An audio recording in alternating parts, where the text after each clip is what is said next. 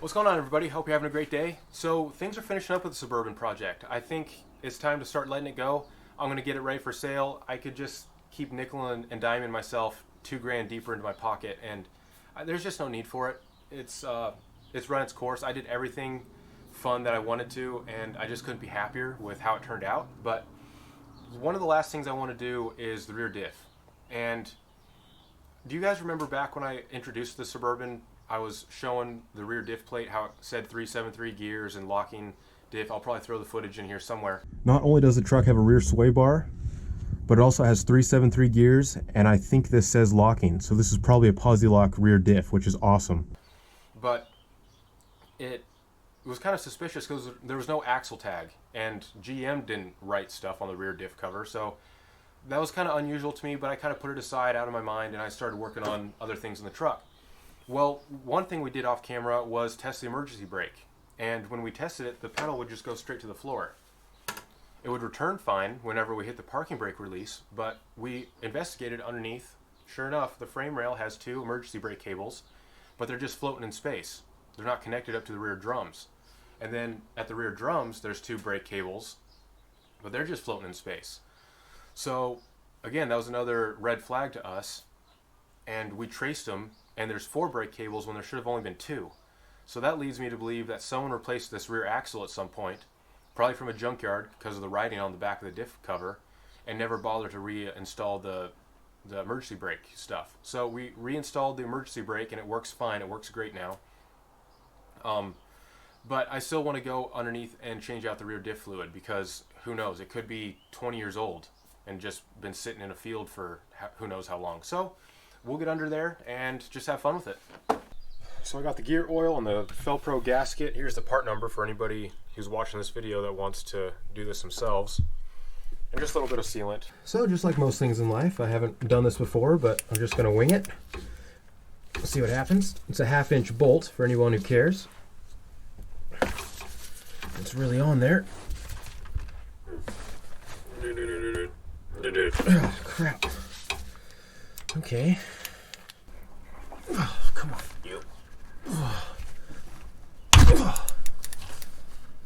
Oh, all right. Not even 1 minute in the video, I'm already starting to knock the camera around. Oh. What the heck? Either I need to work out, or someone turned these on too tight. So I got a breaker bar now. I was just thinking to myself, my neighbors are probably wondering, like, who's that guy underneath his truck grunting and talking to himself? There we go. So I think that's all 10 of the bolts broken loose. Now I just gotta unscrew these things.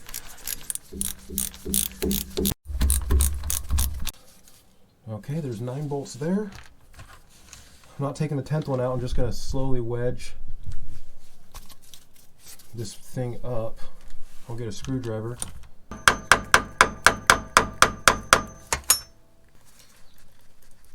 Oh, jeez. Don't do that again. Oh, crap. Dang it. Ah.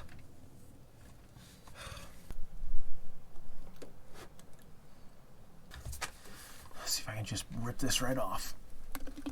Or not. Man, that RTV is no joke.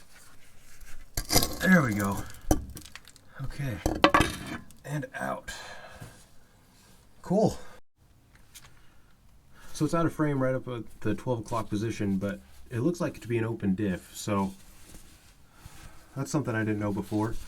It's got a slight drip, but I'm just going to reach my hand in here, try and reach in and get all the crap. I left the diff cover alone so you guys can see what I saw when I first opened it up. So we moved the truck forward about 10 feet to get the other side of the gears. I wanted to see all the conditions of the teeth here, and it actually is a limited slip differential. You can see all the inner workings here, so that's pretty cool. I cleaned up the surface the best I could with a Scotch-Brite pad and a razor blade and made sure a lot of that stuff was off. So that's good to go. Now I gotta spray this thing down with brake cleaner, and I got a mask because it smells pretty awful.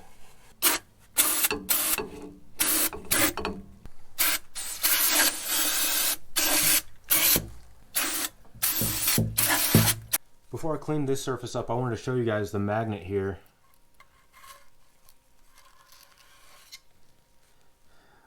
That's not just fine particles, those are actual metal shavings, and I'll get those on a towel to show you, but that's not good. These are what I found off the magnet here. Let me know what you think in the comments if my axle's about to blow up or if that's an acceptable amount of shavings for that many miles on the truck.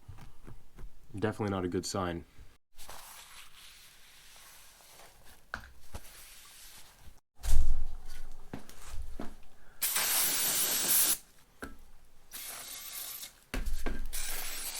I'm just going to paint it, call it a day. I'm running out of light.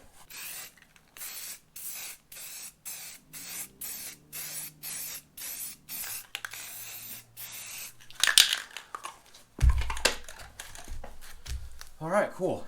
I had just enough paint to do that. That's perfect. Alright, so I got this gasket maker. I'm going to hopefully have enough. It's a pretty small bottle.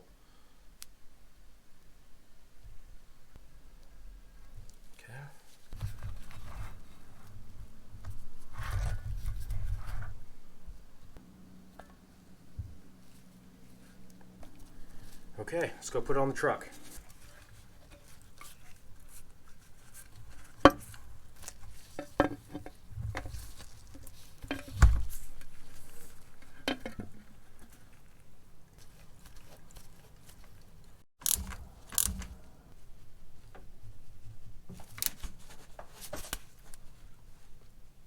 Okay. 1, 2, 3. I think that's all 10. So for this 8 1/4, it calls for 2.5 quarts about. So the funny thing about this limited slip is that in the manual it doesn't want to add any limited slip additive, which usually isn't the case for limited slips, I thought, but I guess you learn something new every day. So yeah, start filling this plug here. If I can get it. There we go. Okay.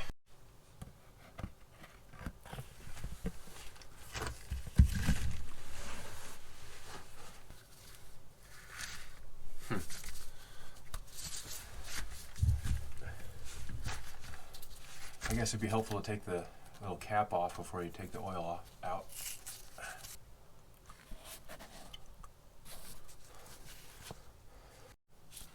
Alright, so I've added 2. Should just be about like half this bottle, I think. Give or take.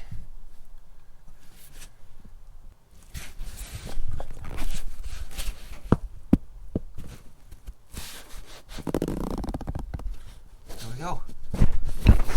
Oh, too much. Okay.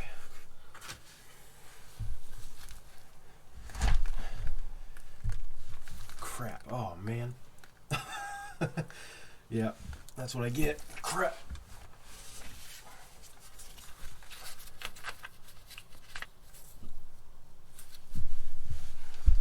We'll call that full.